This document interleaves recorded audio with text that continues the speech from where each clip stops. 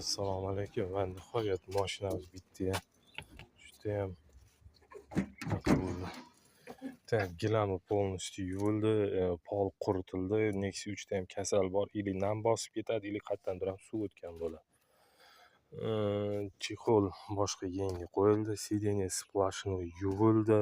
Ko'pchilik Yumi taqasani yishgan ham bo'lgan, adashmasam. Yuvilgan, xohlasanglar Telegramda bor, полностью yuvilganlari. Xizmatlar bo'lsa bemalol aloqadamiz.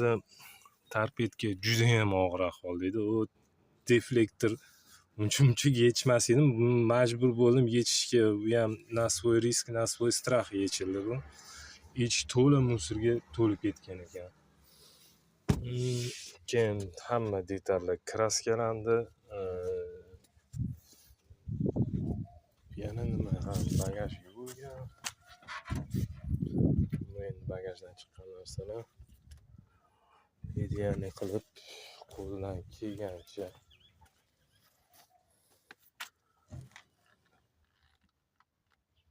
charchamaydi. Xizmatli bo'lsa bemalol aloqadamiz. Yangi bar ham qo'yildi adashmasam. Yangi bar to'la. Charchamaydi.